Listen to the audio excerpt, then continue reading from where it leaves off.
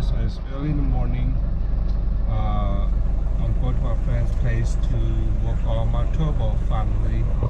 It stopped giving out boost or pressure about a year ago, and I finally got turbo. I'm going to replace it, but at the same time I'm going to put a EGR delete plate on the EGR itself, so that way when I go to ignition they'll see that I still have an EGR.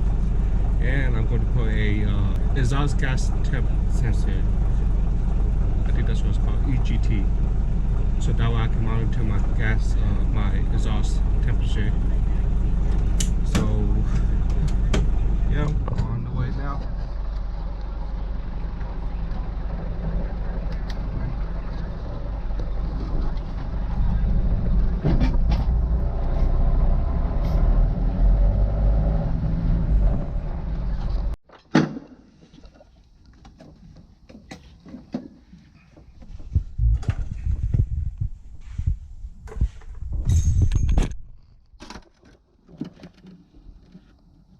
Alright, so heat shield, I guess first. Did he take the whole thing out? What did he just remove the turbo by itself? He said something was getting in the way. Let me see if I can do it.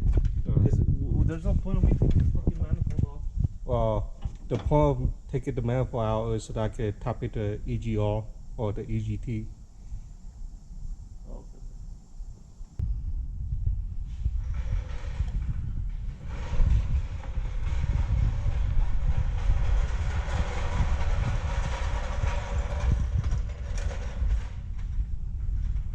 Crazy for.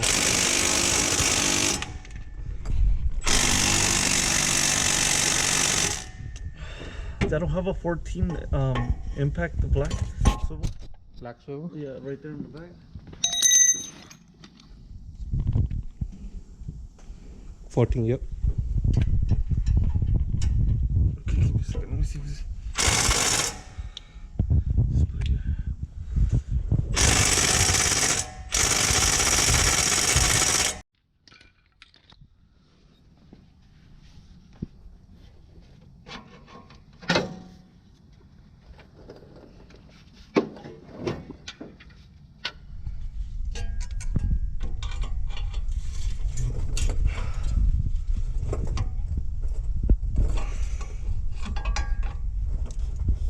You have a no gasket for the turn?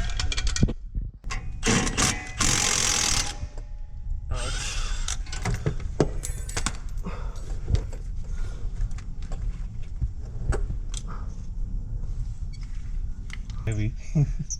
Yeah, because of the four-wheel drive system, but it's easy. Look at the shaft, it's fucking tiny. Oh, bro. What?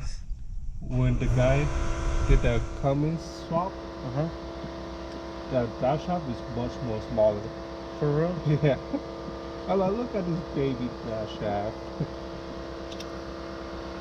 Did you get new bolts? New bolts? Probably not. Not with the kit. Let me get the 12. 12, which one?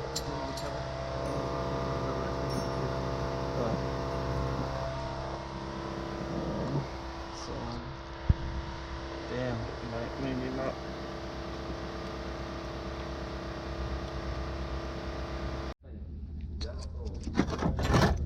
Do you have a 14? 14. Which one? In the black swivel? 14 black swivel.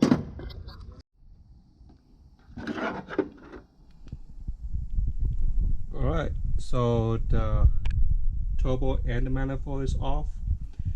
I thought it was gonna be hard, but it's pretty simple.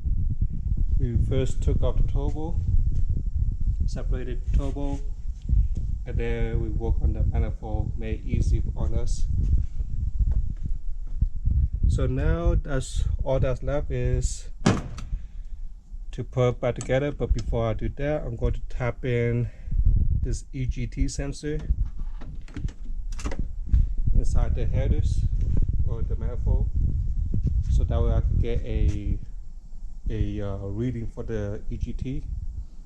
And then I'm going to put a EGR block or a plate block, so that way I can have EGR still, but when I go to emission, they'll see it, but it's not really working because it's blocked off.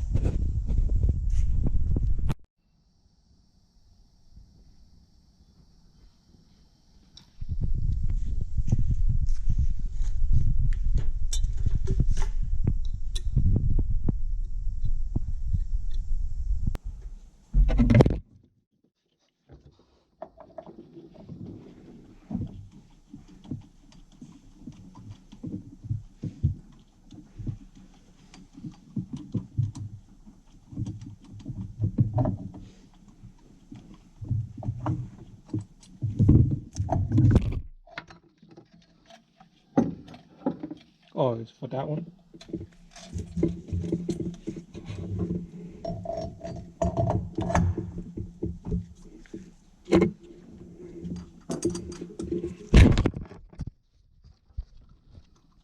You have the other one, right? Yeah. Let me see it. Coming down. So that's for the down plate.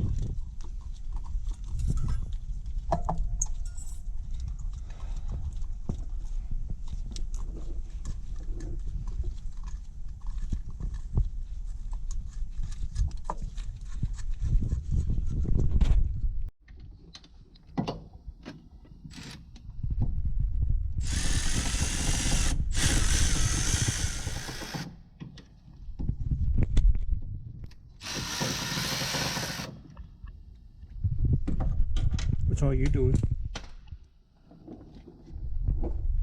Huh? Which one are you doing? Stupid return line. The ball's still not going there.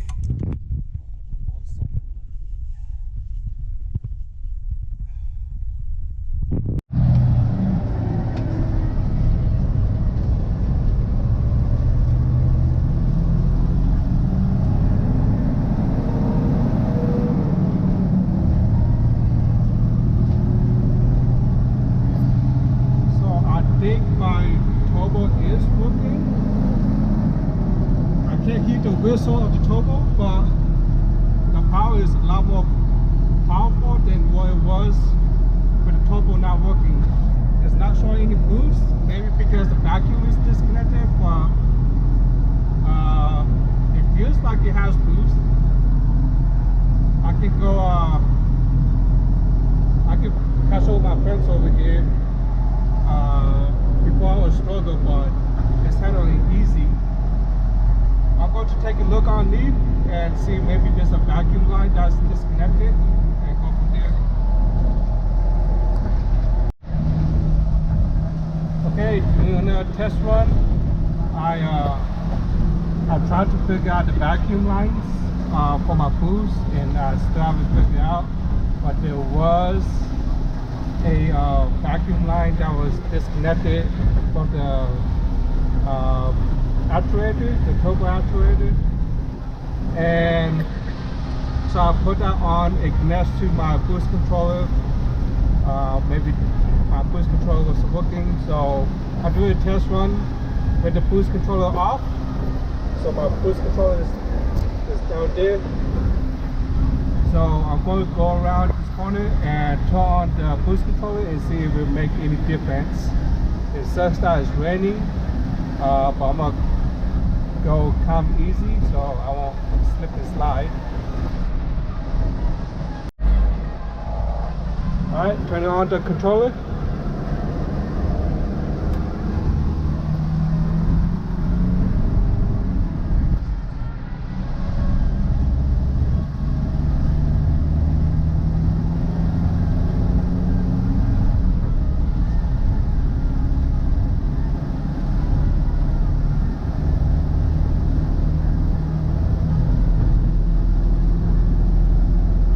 Does feel a little bit faster. I can't tell because my gauge isn't working, so I'm going to have to figure that out and see what's wrong.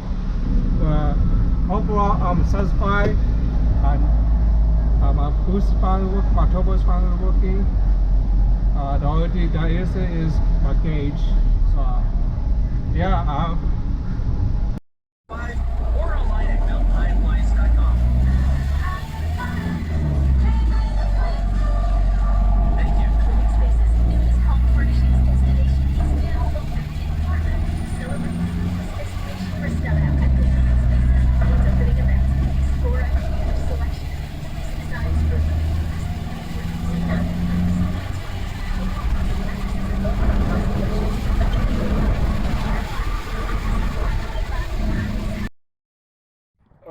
small update besides the new turbo.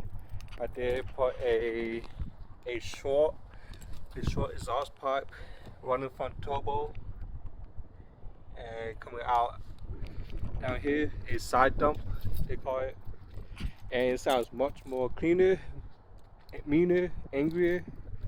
So let's hear it. And I can actually hear the turbo spool this time.